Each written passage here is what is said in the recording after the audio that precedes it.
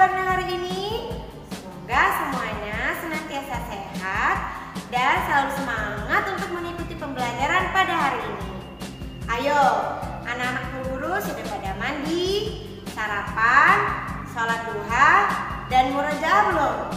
Kalau belum, segera dilaksanakan ya nak. Serta langsung dilanjutkan dengan mempersiapkan buku dan alat tulis lainnya. Baiklah, sebelum kita memulai pembelajaran, marilah kita berdoa bersama-sama terlebih dahulu. Berdoa dimulai.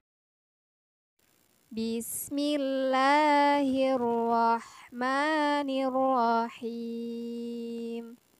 Raditu billahi rabba wa bil islami dina wa bi Muhammadin nabiyyan wa rasula.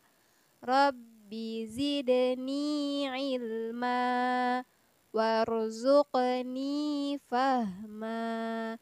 Amin. Oke anak-anak, hari ini kita akan belajar tematik PPKN yang termasuk dalam KD 3.4 dengan materi pokok yang akan dibahas yaitu keberagaman agama yang ada di Indonesia. Dan selanjutnya kita akan membahas materi tematik IPA yang termasuk dalam KD 3.6 dengan pembahasan materi yaitu yang pertama, bagian-bagian telinga dan fungsinya. Yang kedua, proses mendengar bunyi. Dan yang ketiga, memelihara kesehatan telinga. Diharapkan setelah menyimak materi, peserta didik mampu memahami keberagaman agama yang ada di Indonesia.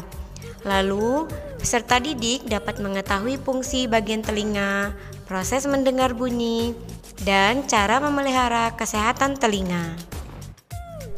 Sekarang kita akan membahas keberagaman agama di Indonesia.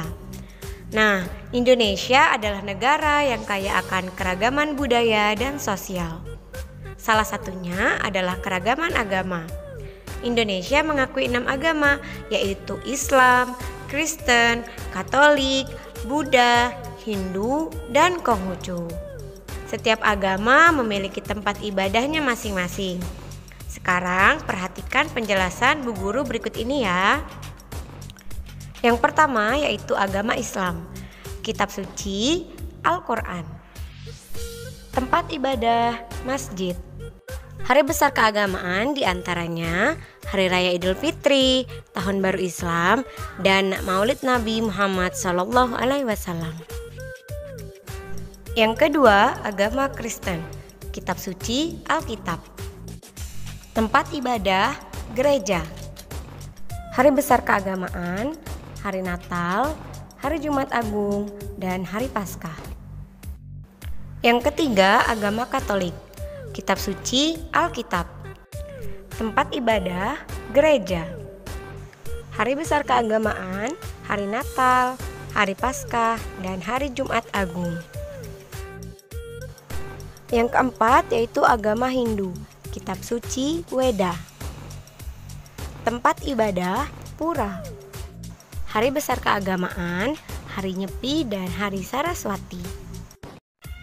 Yang kelima yaitu agama Buddha. Kitab suci Tripitaka. Tempat ibadah wihara. Hari besar keagamaan, hari Waisak, dan hari Asada. Dan yang keenam agama Konghucu. Kitab suci Shishu Wujing. Tempat ibadah kelenteng. Dan hari besar keagamaan, hari raya Imlek, dan Cap Gomeh. Nah, bagaimana Soli dan Solihah? Apakah semuanya sudah paham tentang materi keberagaman agama di Indonesia?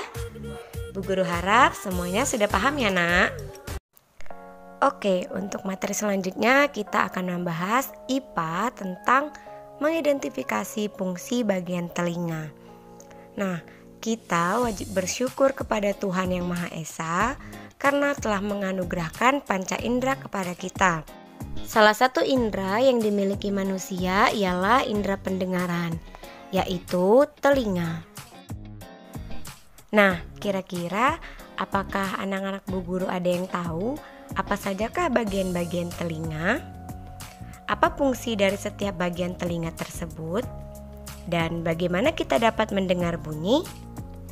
Oke, sekarang perhatikan bagian telinga dan proses mendengar bunyi pada penjelasan berikut ini ya. Sekarang silahkan kalian buka buku tematik 4A-nya halaman 42. Di situ terdapat gambar bagian-bagian telinga. Nah, untuk yang pertama di situ ada daun telinga. Kemudian ada lubang telinga. Nah, selanjutnya ada gendang telinga. Dan selanjutnya ada tulang pendengaran. Nah, tulang pendengaran ini terbagi menjadi 3, yaitu tulang martil, tulang landasan, dan tulang sanggurdi. Lanjut, kemudian ada 3 saluran setengah lingkaran. Setelah itu, di bagian telinga ada juga syaraf pendengaran. Lalu ada rumah siput atau biasa disebut koklea. Dan yang terakhir, saluran Eustachius. Berikut ini adalah fungsi dari setiap bagian-bagian telinga. Yang pertama yaitu daun telinga. Daun telinga berfungsi menangkap getaran bunyi. Selanjutnya ada lubang telinga. Lubang telinga berfungsi untuk meneruskan bunyi ke telinga tengah. Selanjutnya gendang telinga. Gendang telinga berfungsi menerima getaran bunyi dari daun telinga dan meneruskannya ke tulang-tulang pendengaran. Kemudian tulang pendengaran. Nah, tulang-tulang pendengaran ini berfungsi meneruskan getaran bunyi ke koklea. Berikutnya saluran Eustachius.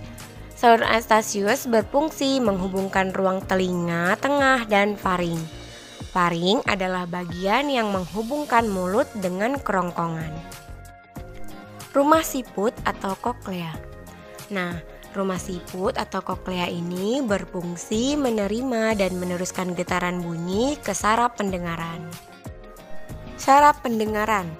Saraf pendengaran berfungsi meneruskan rangsangan bunyi ke otak. Dan yang terakhir adalah 3 saluran setengah lingkaran. Nah, 3 saluran setengah lingkaran ini berfungsi membantu dalam mempertahankan keseimbangan tubuh. Sampai di sini, apakah Soli dan Solia sudah paham mengenai bagian-bagian telinga dan fungsinya? Bu Guru harap semuanya sudah paham ya anak-anak.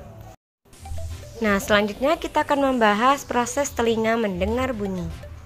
Bunyi adalah hasil getaran dari suatu benda yang merambat melalui udara dalam bentuk gelombang. Sehingga kita tidak bisa mendengar bunyi di ruangan yang hampa udara seperti ruang angkasa. Sekarang silakan Soli dan Soliha buka buku tematik 4A-nya halaman 43. Nah, di situ ada gambar proses mendengar bunyi. Oke, untuk yang pertama, getaran dari sumber bunyi. Jadi bunyi itu akan masuk ke telinga jika adanya suatu getaran. Seperti contoh yang ada di buku, di situ ada alat musik angklung. Jadi bunyinya terdengar dari alat musik angklung tersebut. Kemudian yang kedua prosesnya yaitu gelombang bunyi ditangkap daun telinga. Kemudian proses yang ketiga yaitu gelombang bunyi melalui liang telinga. Proses keempat, bunyi menggetarkan gendang telinga. Proses yang kelima, getaran gendang telinga menggetarkan tulang-tulang pendengaran. Proses yang keenam, koklea menangkap getaran dari tulang-tulang pendengaran dan mengirimkannya ke saraf pendengaran. Proses yang ketujuh, saraf pendengaran mengirim rangsangan bunyi ke otak. Otak menerjemahkan bunyi yang didengar. Nah, jadi inilah proses mendengar bunyi. Selanjutnya adalah menjaga kesehatan telinga. Nah, ada 3 cara menjaga kesehatan telinga, yaitu yang pertama, membersihkan telinga bagian luar secara teratur dengan cairan khusus atau pergi ke dokter THT. Yang kedua, Jangan mengorek-ngorek telinga, apalagi dengan benda tajam yang mengakibatkan robeknya selaput gendang telinga. Dan yang ketiga, jangan menggunakan headset berlebihan. Nah, jadi itulah cara untuk menjaga kesehatan telinga kita. Ayo, gimana Soli dan Solihah? Setelah semua materi yang telah Ibu jelaskan tadi, apakah sudah mengerti semuanya? Oke, Bu Guru harap semuanya sudah mengerti ya anak-anak. Jadi kesimpulan dari pembelajaran kita hari ini adalah Indonesia mengakui 6 agama, yaitu Islam, Kristen, Katolik, Buddha, Hindu, dan Konghucu. Setiap agama memiliki kitab suci, tempat ibadah, dan hari besar keagamaannya masing-masing. Salah satu indera yang kita punyai adalah indera pendengaran, yaitu telinga. Telinga mempunyai bagian-bagian dan fungsinya masing-masing. Bagian-bagian telinga yaitu daun telinga, lubang telinga, liang telinga, gendang telinga, tulang-tulang pendengaran, saluran eustasius, koklea, saraf pendengaran, dan saluran setengah lingkaran.